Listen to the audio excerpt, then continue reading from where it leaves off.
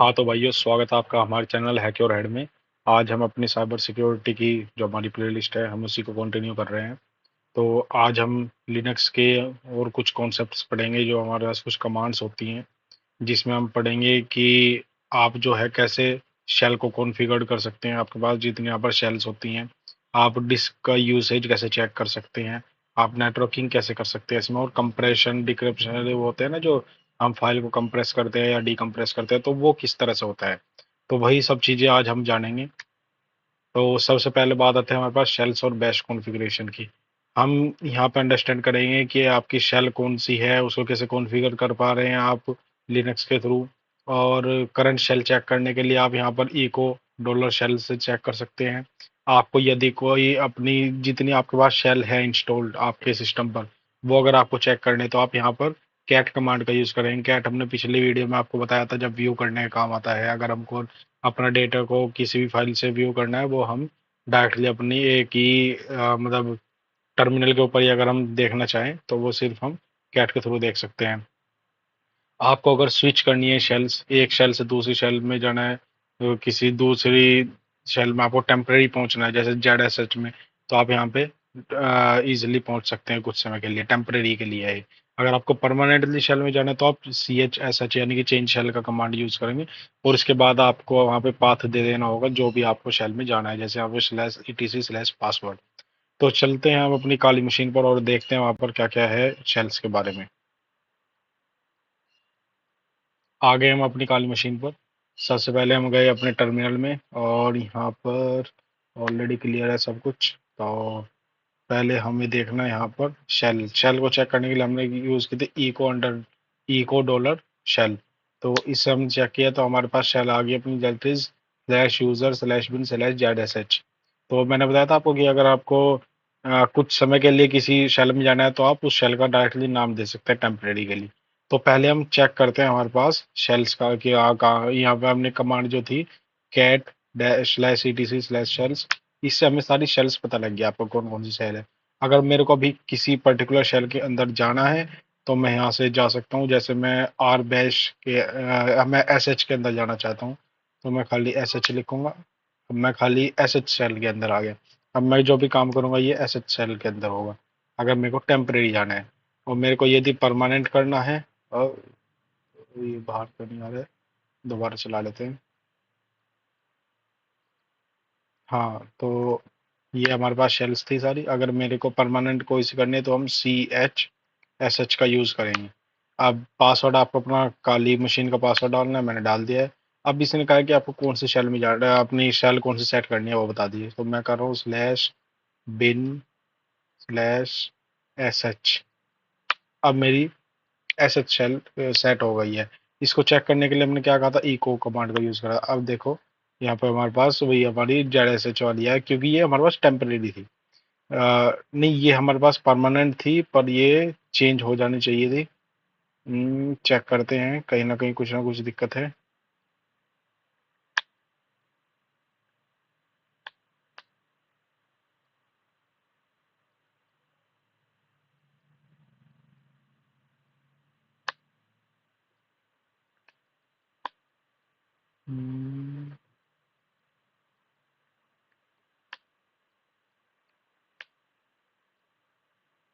Enter the new value और press enter for the default. ये देखे, ये हमारे पास आ गया। अब लॉगिन शेल है, ये हमारे पास लॉगिन शेल बन गई है। जो मैंने बताया था ना आपको कि हमारे पास चेंज शेल कौन सी है। तो ये देखो, हमने जो चेंज की थी, अब जो slash bin slash S H कर दी थी, तो ये हमारे पास आ गई। अब मेरे को अगर दूसरी करनी है, तो मैं क्या करूँगा, यहाँ पे डाल दूंगा slash user slash, sorry, slash हमारी कौन सी थी, user bin Z S H थी।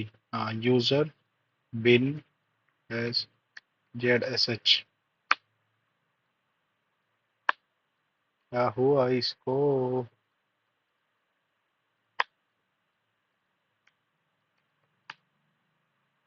Slash user slash bin slash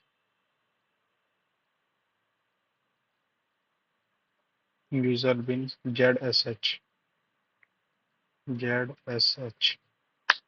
alright, हमारी अब जो चेंज हो गई है शेल, और हम यदि इसको इस बार देखेंगे ch चेंज शेल और पासवर्ड डालते ही अब हमारे पास लॉगिन शेल आ गया, हमारे पास वही यूजर बिन स्लैश ZSH। तो इस तरीके से हम यहाँ पे कुछ कमांड्स को यूज करके अपनी शेल्स को चेंज कर सकते हैं, कॉन्फ़िगर कर सकते हैं। आपको किसी भी शेल में जाना है वो सारी शेल को डिस्प्ले करने के लिए हम कैट कमांड का यूज कर सकते हैं, cat slash etc slash shells. तो आ जाते हैं हम अपनी पीपीटी की तरफ। ऑलराइट, तो नेक्स्ट हमारे पास है कुछ मेन बैश कॉन्फ़िगरेशन फाइल्स होती हैं, वो आप ऐसे यहाँ पे कैट कमांड का यूज करके यहाँ से चेक कर सकते हैं। आपके पास जो भी बैश कमांड्स हैं, मतलब बैश की जो कॉन्फ़िगरेशन फाइल्स है वो आपके पास इन पाथ पर होंगी, slash BTC slash bash dot bash RC। ये आपके पास सिस्टम वाइड जो बैश कॉन्फ़िगरेशन फाइल्स होते हैं वो सब यहाँ पे दिख जाएंगी। और इससे आपको पता रहेगा स्लैश डॉट बैश RC से आपके पास बैश कॉन्फ़िगरेशन फाइल कौन सी है इंटरेक्टिव शेल्स के लिए। और ये user specific bash login configuration files होती है जो बैश प्रोफाइल से पता लग जाता है लॉगिन के वक्त यहाँ पे। तो नेक्स्ट हमारे पास आती है हमारा disk usage and file system information.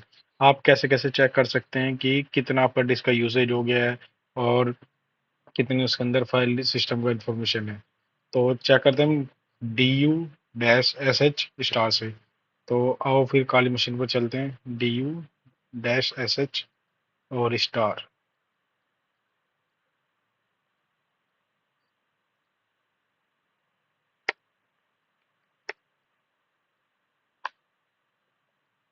ये देखो हमारे पास सारी चीजें आ गई इसमें। जो काली फोल्डर के अंदर थे हमारे पास ये फोल्डर्स थे, ये डायरेक्टरीज थी, सबके हमारे पास डिटेल आ गई कौन कितने MB का है।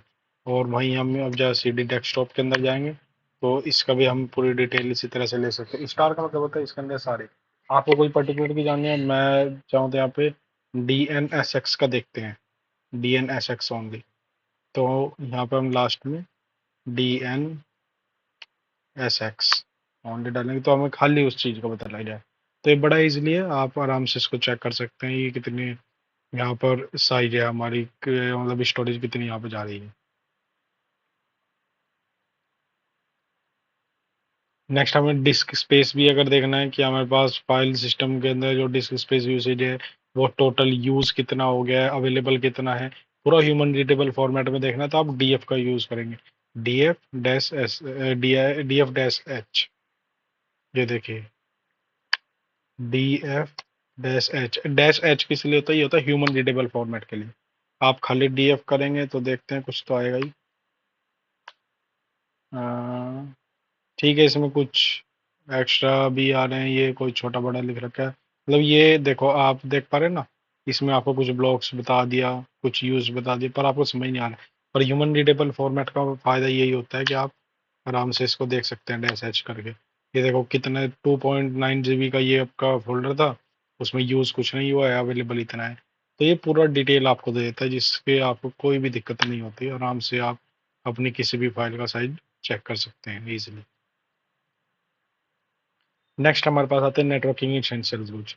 तो हमने पिंग कमांड का क्या यूज होता है, पिंग से हम चेक कर पाते हैं कि आपका कोई भी वेबसाइट, क्या आपका यहाँ पे इंटरनेट चल रहा है या नहीं चल रहा है। पिंग किस लिए यूज होता है, जैसे हम किसी घर में जाते हैं तो हम पहले जो डोर को नॉक करते हैं, टक टक, तो टक टक जैसे ही आप करेंगे तो वहां पे क्या होगा, अंदर से कुछ रिस्पॉन्स आएगा कि हम है या नहीं है। तो अगर आपका वहां पे टक टक करने के बाद अंदर से रिस्पॉन्स आ रहा है तो समझो कि यहाँ से अगर आप इधर से पैकेट्स भेज रहे हैं और उधर से कुछ रिस्पॉन्स आ रहा है तो समझो कि अंदर कोई ना कोई है। अगर उधर से कुछ रिस्पॉन्स नहीं आ रहा है तो समझो कि आपका नहीं चल रहा है। तो यही काम हमारे पास नेटवर्किंग में है। नेटवर्किंग में क्या, आप पिंग के आगे किसी वेबसाइट का नाम लिखेंगे, उससे पता लग जाएगा क्या वो वेबसाइट अभी वर्क कर रही है या नहीं। हो सकता है आपका इंटरनेट का इशू हो सकता है कुछ और हो, पर बेसिकली यही सब चीजें होती हैं जिससे आप जो है इजीली यहाँ पर चेक कर पाएंगे कि यहाँ पर क्या हो रहा है क्या नहीं।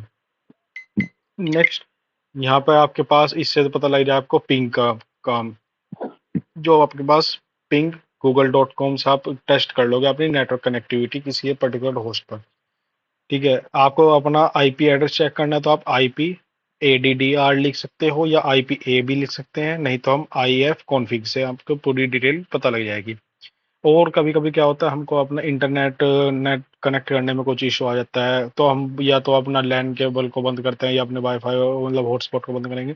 तो हम वहां से नहीं करने की जरूरत है, हम डायरेक्ट यहीं से कर सकते हैं। आईपी लिंक सेट इथ जीरो डाउन, ये अब आपको बता दूंगा ये इथ जीरो कहाँ से आया, ये यहीं से मिलेगा। चलो अभी चलते हैं अपनी काली मशीन पे, वहीं पे चेक करके वहीं समझाऊंगा आपको। चलते हैं आगे हम अपनी काली मशीन में। ये लीजिए, हम मेन अपने काले फोल्डर के अंदर है। तो हमें सबसे पहले बात की थी अपनी पिंग कमांड की। पिंग हम यहाँ पे google.com भी, हम यहाँ पे swiggy.com लिख के देखते हैं। swiggy.com है या इन है, चलो कोई चेक कर लेते हैं।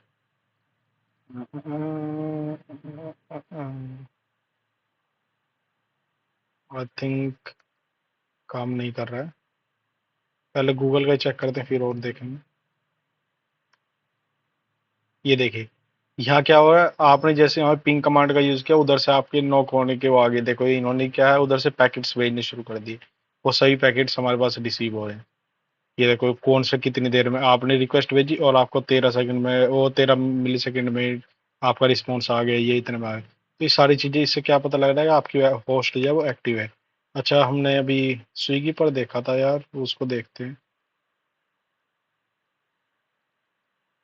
अरे क्या हो गया, स्विगी डॉट इन देखें।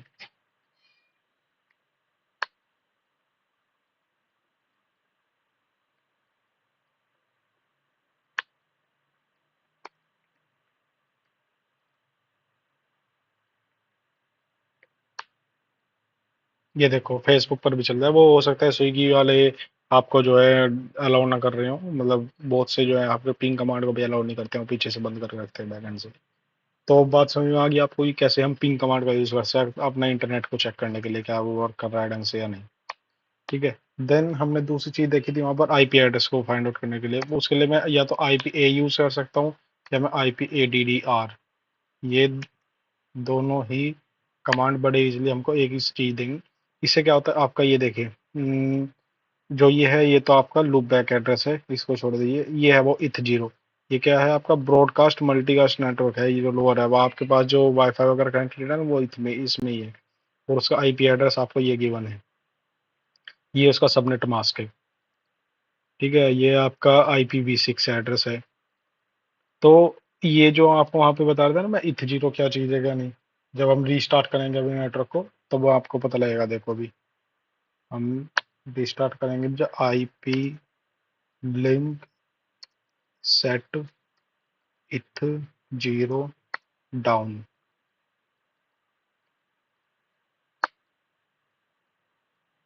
Operation not permitted but why, IP link set इथ जीरो डाउन यही है ना हमारा। आईपी से तो हमने यही चेक किया, इथ जीरो यही है, फिर क्यों दिक्कत कर रहा है।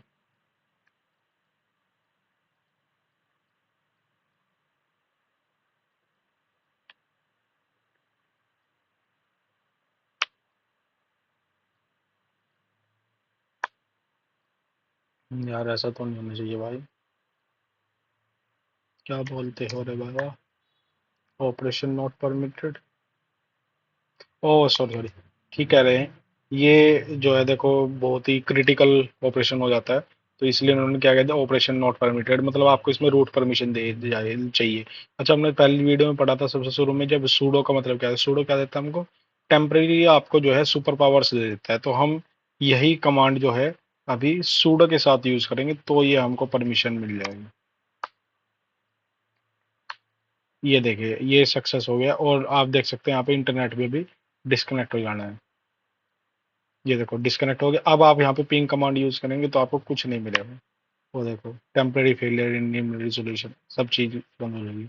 आपको अपना इंटरनेट दोबारा ओपन करना है तो आप यहाँ पर डाउन की जगह इसको अप कर देंगे।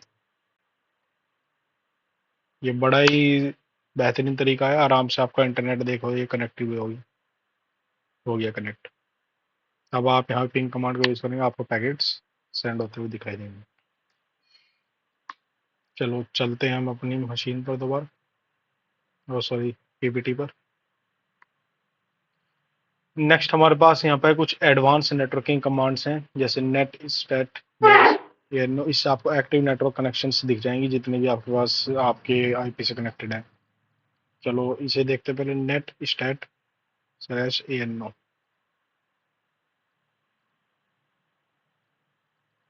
Net stat slash ANO। ये लो, आपको सारे पता लग गए आपके नेटवर्क से यहाँ पे क्या क्या चीज़ यहाँ पे कनेक्टेड है, क्या क्या नहीं। ये आपका लोकल एड्रेस आ गया, ये आपका IP एड्रेस आ गया, ठीक है। ये सब इसमें आ गया, कौन सा स्टेब्लिश्ड है कौन सा नहीं, हर चीज़ आ गई। इसका पता नहीं ह्यूमन टेबल फॉर्मेट का आता है नहीं। हाँ आया तो है कुछ। नहीं, हेल्प, हेल्प शो हो गई है, तो कोई बात नहीं उसकी।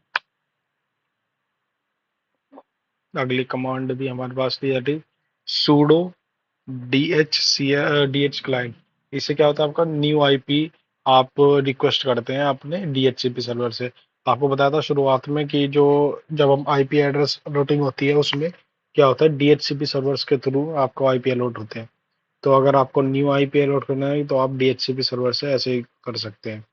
और राउटिंग इंफॉर्मेशन को चेक करने के लिए आप IP रूट शो का यूज़ करेंगे, जिससे आपके पास आपका जो रूट है IP का वो आपको शो हो जाएगा। तो हम पहले इसको DH क्लाइंट को चेक करते हैं, देन IP रूट।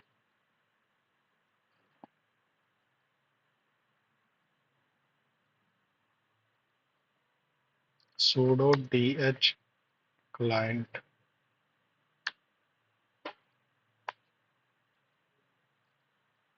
ये अब आपको यहाँ पर अलग से IP मिल गया है इसका। ये देखो, ये दूसरा एक और अलॉट हो गया। और करना है तो और कर सकते हैं हम, DHCP सर्वर के थ्रू आ जाएगा। अब देखिए आपका IP एड्रेस और नेक्स्ट आ गया, वो हट गया है। ये कोई 3 4 था, ये 3 5 आ गया। ऐसे ही चेंज कर सकते हैं बड़े इजीली।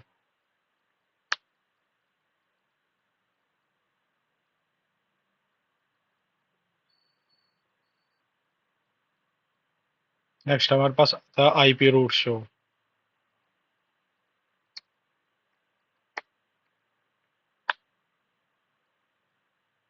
ये देखो आपको पूरा रूट दिख गया है, डिफॉल्ट दिस वाइड H0। और ये आपको पता लग गया proto kernel scope link with SRC 192.168.1.35। Then इसका राउट एन से भी हमारे पास था कुछ। ये देखो, इससे पता लग गया डेस्टिनेशन क्या है, क्या इसमें जेट मास्क यूज़ हो रहा है, क्या गेटवे यूज़ हो रहा है, क्या फ्लैग्स हैं। हर चीज़ आपको पूरी डिटेल यहाँ पर शो हो रही है, पूरी IP रूटिंग की पूरी टेबल आ गई है आपके पास। नेक्स्ट यदि हम बात करें, इसके बाद हमारे पास आता है फाइल कंप्रेशन। फाइल कंप्रेशन हम दो तीन तरह से कर सकते हैं, हम यूजिंग टार, यूजिंग gzip, और एक और है शायद आई थिंक XZ नाम से, अगले पेज पर होगा। हाँ ये रहे gzip, bzip2 और XZ।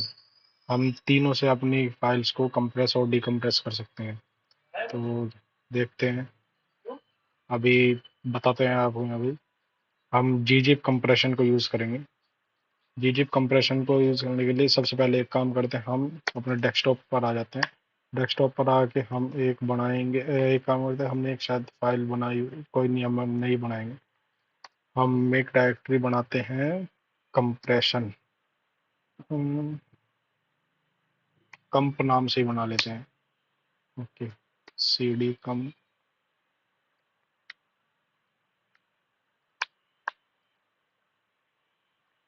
ठीक है। अब इसके अंदर हम एक फाइल बना देते हैं, टच लिनक्स डॉक्स TXT, ठीक है। अब इसको अगर हमें ये देखिए, इसके अंदर अगर देखें तो एक फाइल पड़ी है। इसको हमें जिप करना है तो हम करेंगे gzip linux.txt। ये जिप हो गई हमारे पास। अब हम देखेंगे, ये देखो GZ में आ गई, ये जिप हो चुकी है।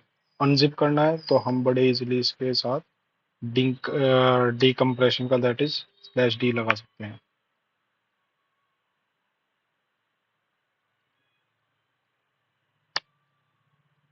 ये लो, वो हमारे पास डीकम्प्रेस भी हो गई है जी। और दूसरा हमारे पास टूल था bzip2, bzip2 linux.txt। ये हमारे पास दोबारा से अब जा कंप्रेस हो चुकी है। इसको अगर हमें डीकम्प्रेस करना है तो हम वही bzip2 से इसको डीकम्प्रेस करेंगे बेजिक टू डैश डी और लिनक्स डॉट टीएक्सटी। ऐसा क्यों हो रहा है भाई? एक सेकंड देखते हैं भाई। ओ लिनक्स डॉट टीएक्सटी तो है ही नहीं अभी। अब तो ये बन गई थी, अब होगी। ठीक है, देन हम xz का यूज़ करेंगे।